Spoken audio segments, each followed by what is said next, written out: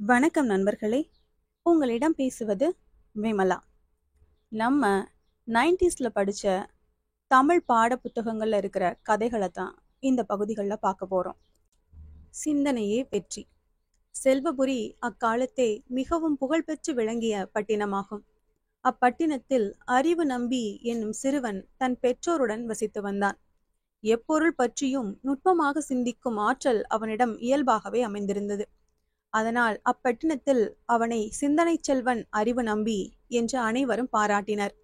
ஒரு சமயம் அறிவு நம்பி தன் நண்பர்களுடன் பக்கத்து ஊருக்கு சென்று கொண்டிருந்தான். வழியில் ஒரு மரத்தில் ஏராளமான பழங்கள் பழுத்து தொங்கிக் கொண்டிருந்தன. நண்பர்கள் ஆவலுடன் அதை பறித்து தின்ன விரும்பினர். ஆனால் அறிவு நம்பியோ இவை உண்ணக்கூடிய பழங்கள் அல்ல என்றான். தோழர்கள், உனக்கு எப்படி தெரியும்? நீ எவ்வாறு இதை உண்ணக்கூடாத பழங்கள் என்று சொல்கிறாய் என்று வியப்புடன் கேட்டனர். அறிவு நம்பி அமைதியாக, மக்கள் செல்லும் வழியில் உள்ளது இம்மரம். சாப்பிடக்கூடியதாக இருந்தால் மக்கள் இவற்றை பறிக்காமல் விட்டு வைப்பார்களா என்றான். ஆனால் அவனுடைய நண்பர்கள் இதை நம்பவில்லை. உடனே எதிரே நடந்து வரும் முதியவரிடம் சென்று பழங்களை பறித்து புசிக்கலாமா என்று கேட்டனர். அம்முதியவர் பதற்றத்துடன், ஐயோ, அவற்றை தொடாதீர்கள், அவற்றை உண்டால் உயிருக்கே ஆபத்தாகிவிடும் என்று எச்சரித்தார். அறிவு நம்பியின் ஊகித்தறியும் திறனை எண்ணி நண்பர்கள் வியந்தனர். ஒரு நாள் விடியற்காலை நேரம். மணி என்னும் இளைஞன் அறிவு நம்பியிடம் ஓடோடி வந்தான். தம்பி, நான் மோசம் போய்விட்டேன், எனக்கு நீங்கள்தான் நல்வழி கூற வேண்டும் என்று அழுதான். உடனே நம்பி, நடந்ததை கூறுங்கள், என்னால் முடிந்ததை செய்கிறேன் என்றான்.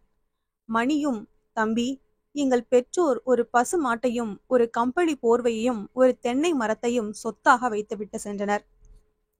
என் அண்ணன் இவற்றை பிரிக்கும் போது எல்லாவற்றிலும் பாதி பாதியாக பங்கிட்டார். நானும் நல்லதுதானே செய்கிறார் என்று ஏற்றுக்கொண்டேன். எனக்கு படிப்பறிவு இல்லாததால் அவர் சொன்னதை நம்பி ஏமாந்து விட்டேன் என்றான். மணி, உன் அண்ணன் சரியாகத்தானே பிரித்துள்ளார் என்றார் அறிவு நம்பி. மணி தேம்பிக் கொண்டே, இல்லை தம்பி, பசுமாட்டை இரு பாகமாய் பிரித்து முன்பகுதி எனக்கும் பின்பகுதி அவருக்கும் என கூறினார். மாட்டிற்கு இரை போடுவது, தண்ணீர் காட்டுவது எல்லாம் என் வேலை. ஆனால் பாலை அவர் கறந்து கொள்கிறார். தென்னை மரத்தில் அடிப்பகுதி எனக்கும் மேற்பகுதி அவருக்கும் என பிரித்தார். தண்ணீர் ஊற்றுவது என் வேலை, தேங்காய்களை அவர் பறித்து கொள்கிறார். கம்பளியை பகலில் நானும் இரவில் அவருமாக வைத்துக் கொள்கிறோம். இதனால் இரவில் குளிரால் நான் துன்பப்படுகிறேன், நான் என்ன செய்வேன் என்று வருந்தினான். அறிவு நம்பிக்கு மணியின் அண்ணன் எவ்வாறு தன் தம்பியை ஏமாற்றியுள்ளான் என்பது தெளிவாகியது. உடனே சிந்தித்தான். ஒரு வழியை கூறி அதன்படி செய்ய சொன்னான். அதுபோலவே மணியும் செய்ய அண்ணனுக்கு மிகவும் தொல்லையாகிவிட்டது. உடனே நேர்மையாக பங்கை பிரித்து கொடுத்து விட்டான். அறிவு நம்பி மணியிடம் கம்பளியை இரவில் அண்ணனிடம் கொடுக்கும்போது நனைத்து கொடு என்று ஆலோசனை கூறினான். பசு தென்னை மரத்தை பங்கிட என்ன வழி கூறியிருப்பான்? கமெண்ட்ல சொல்லுங்க. இவ்வாறு பல வழிகளிலும் மக்களுக்கு உதவி செய்து வந்ததால் அவன் புகழ் பட்டினம் முழுவதும் பரவியது. ஒரு நாள் செல்வபுரியின் தலைமை அமைச்சர் அறிவு நம்பியை தேடி வந்தார். அறிவு நம்பி அமைச்சரை பணிவுடன் வரவேற்றான். அமைச்சர், நம்பி, நீ உடனே அரசவைக்கு வர வேண்டும், அரசர் உன்னை அழைத்து வர சொன்னார் என்று கூறினார்.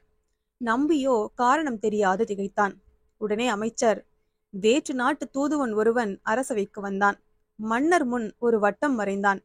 அதை சுற்றி சில முத்துக்களை வைத்தான். உள்ளே ஒரு பிடி தானியங்களை இறைத்தான். பிறகு பேசாமல் தனது இடத்தில் போய் அமர்ந்து கொண்டான்.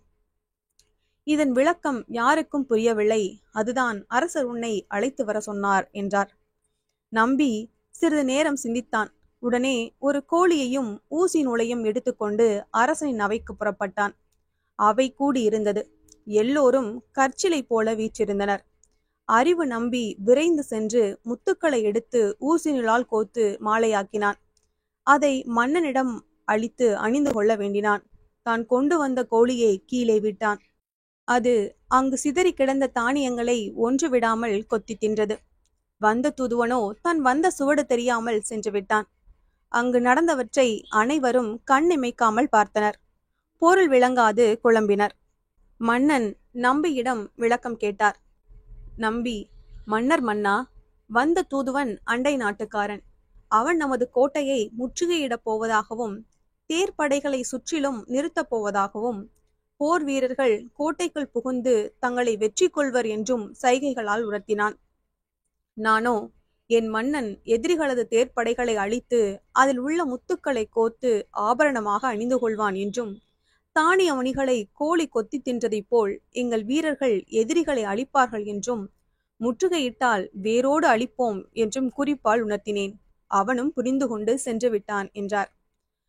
மன்னன், ஆஹா, அற்புதம் தம்பி, நீதான் உண்மையிலேயே அறிவுடைய நம்பி என்று புகழ்ந்து பாராட்டினார்.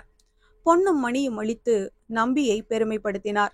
நம்பி செல்வமும் புகழும் பெற்று நீடு வாழ்ந்தான். இந்த கதை உங்களுக்கு பிடிச்சிருந்ததுன்னா லைக் பண்ணுங்க, ஷேர் பண்ணுங்க, சேனலை மறக்காம சப்ஸ்கிரைப் பண்ணுங்க. அடுத்த கதையில சந்திக்கலாம்.